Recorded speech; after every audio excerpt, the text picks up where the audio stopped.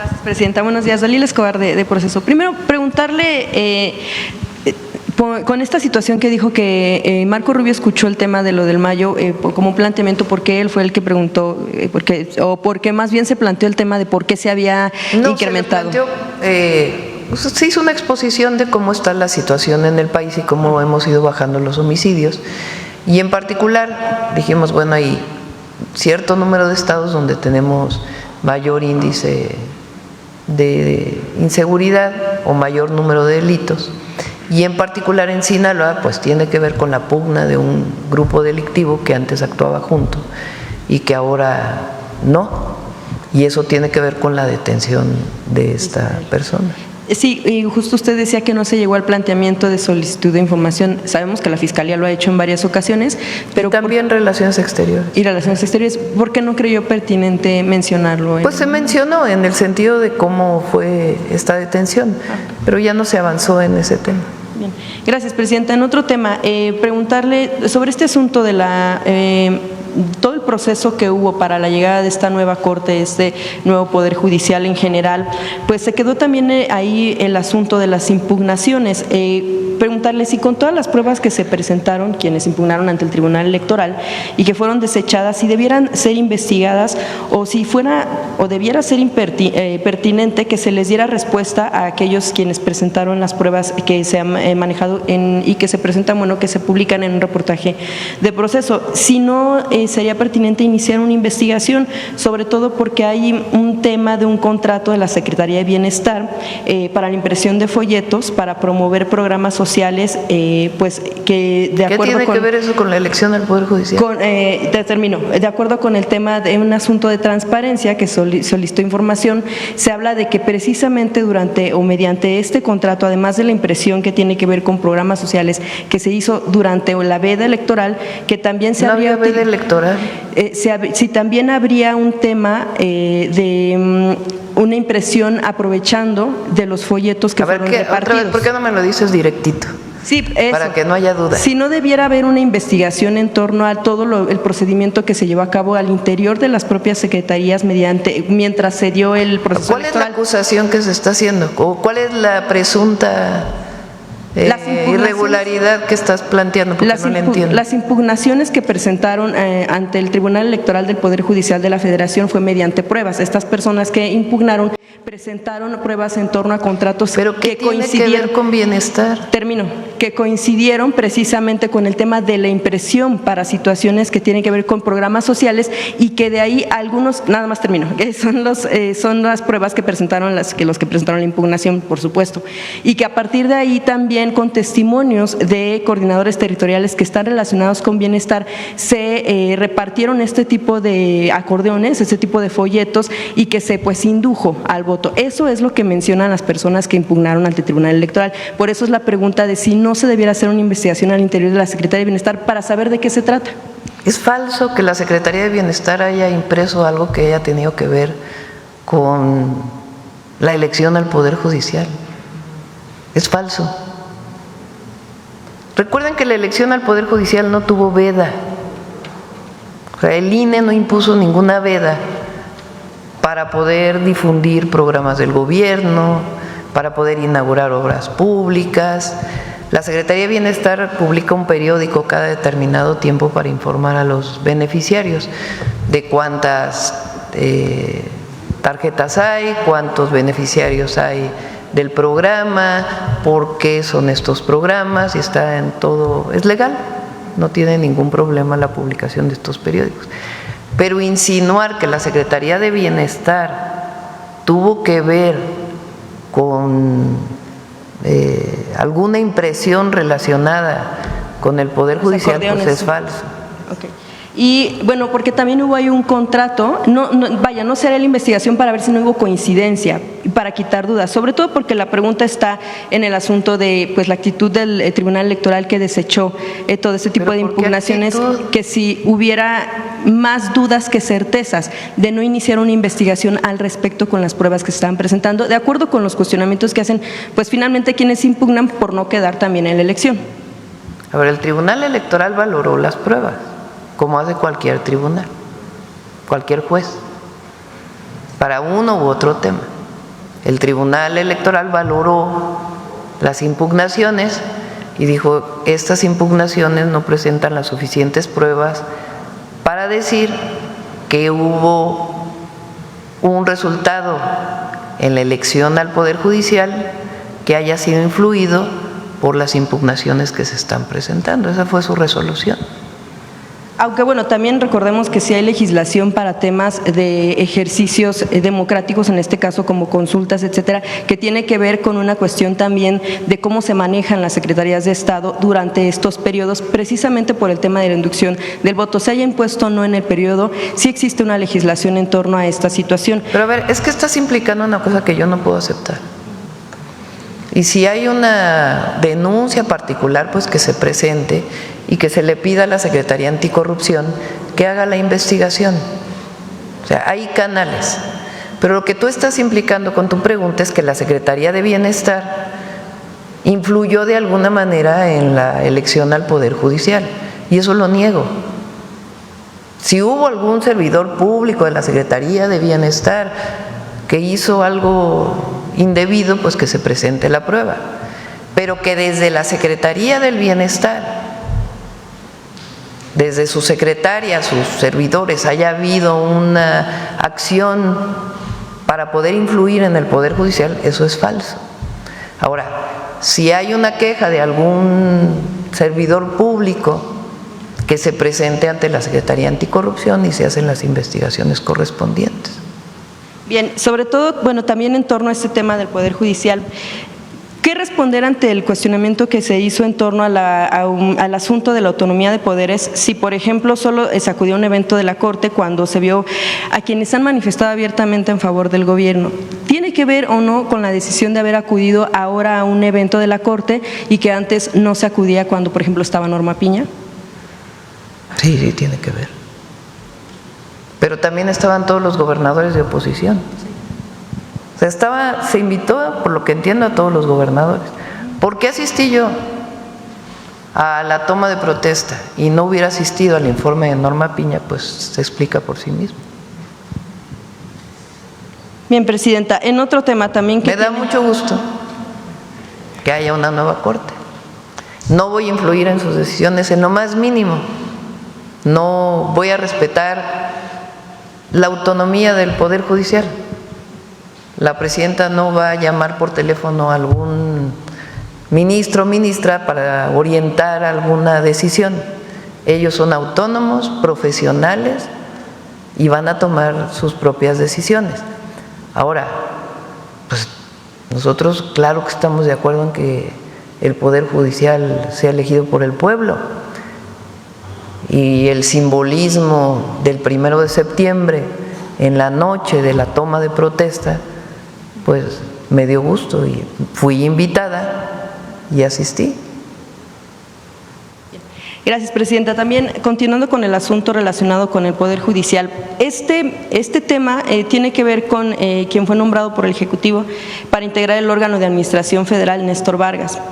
Esto por los señalamientos últimos de una persona que menciona fue víctima de él cuando él estaba en el gobierno de la Ciudad de México como consejero.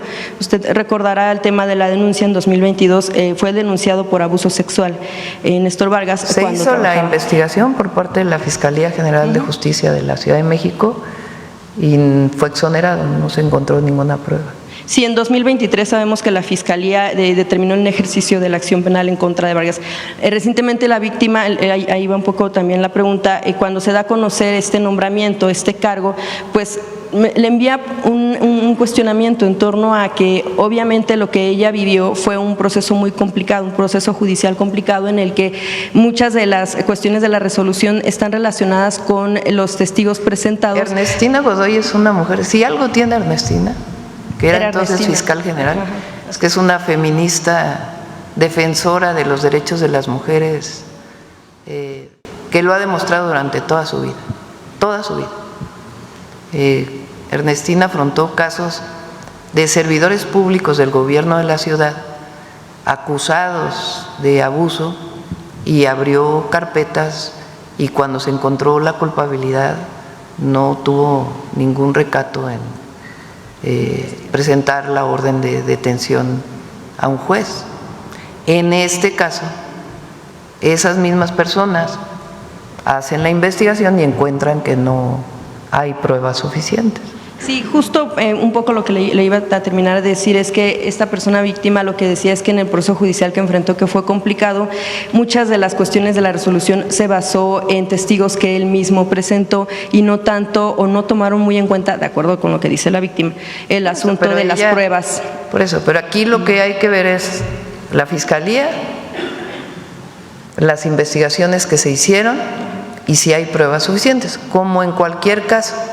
En este caso, ella puede apelar, tiene todo su derecho, pero la Fiscalía pues tiene que ver si hay pruebas suficientes para poder presentarlo ante un juez.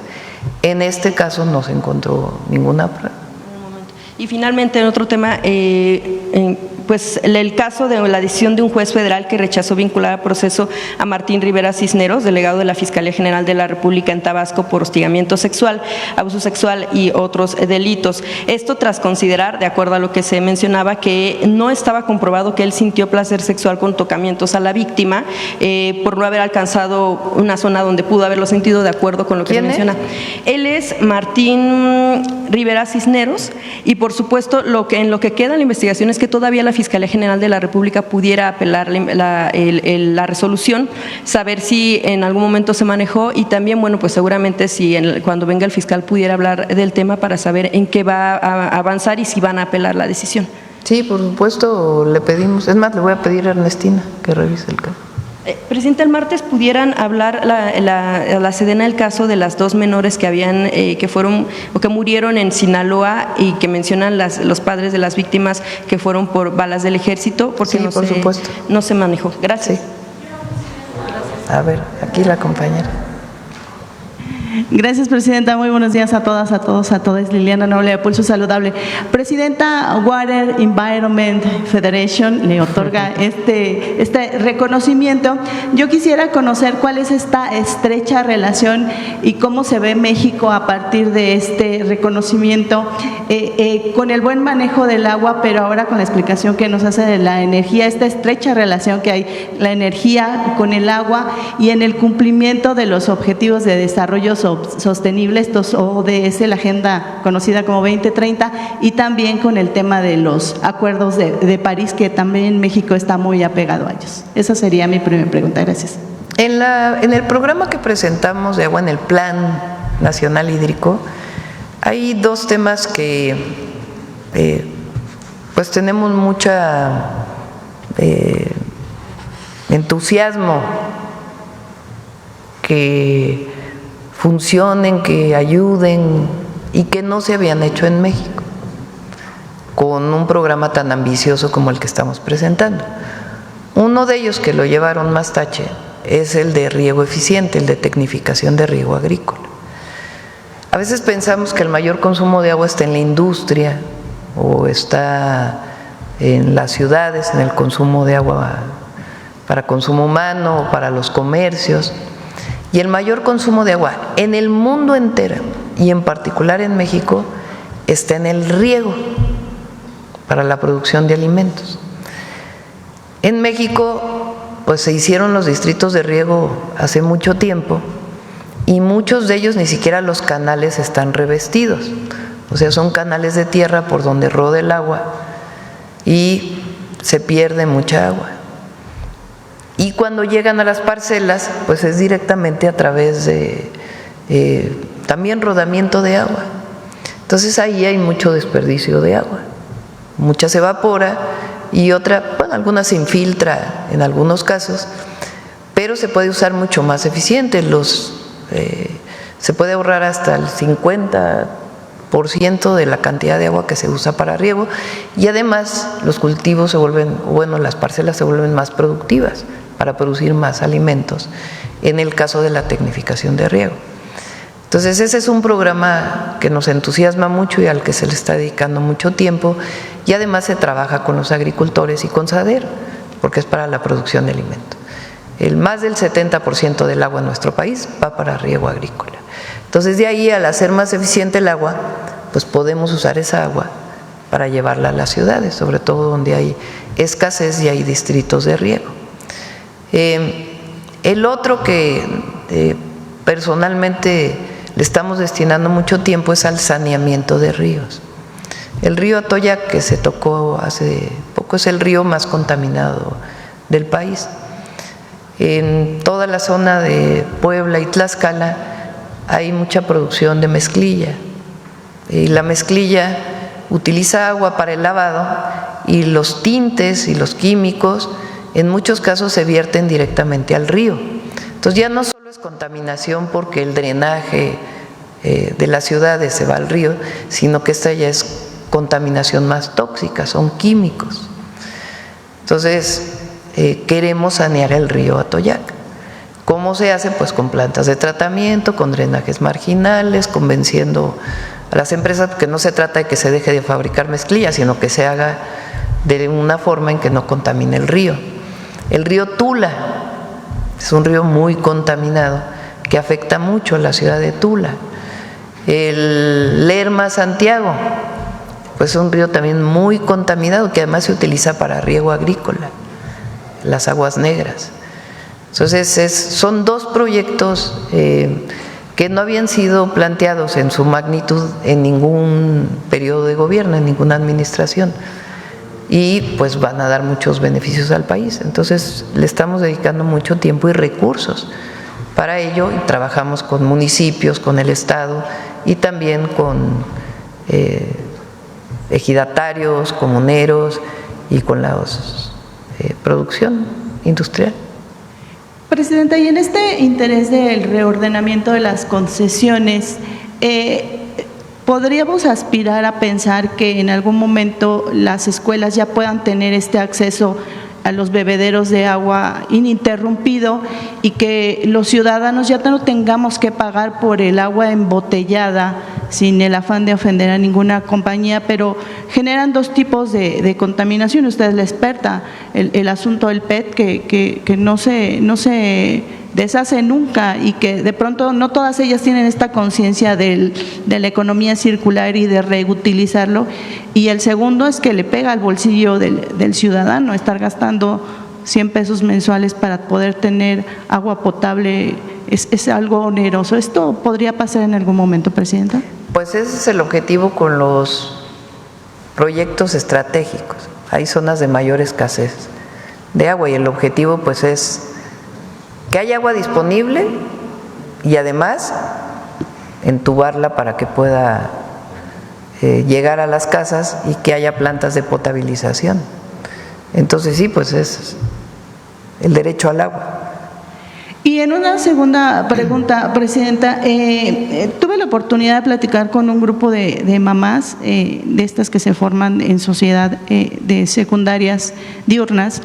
Hay un tema de salud que les está inquietando a todas ellas, porque ahora se estila que los alumnos, si no pueden llegar utilizando un cigarrillo convencional, porque huele, porque es evidente, se ve, o porque es prácticamente complejo alcanzar el costo de una cajetilla, ahora lo que hay son unos sacos de nicotina y vienen en un polvo que se lo abre el pequeño o el usuario, lo pone con el dedo en las encías, pero las mamás se han dado cuenta de que los usuarios que son jóvenes están teniendo aftas, lesiones ulcerosas constantes en la boca, y eso los ha llevado a buscar una consulta odontológica.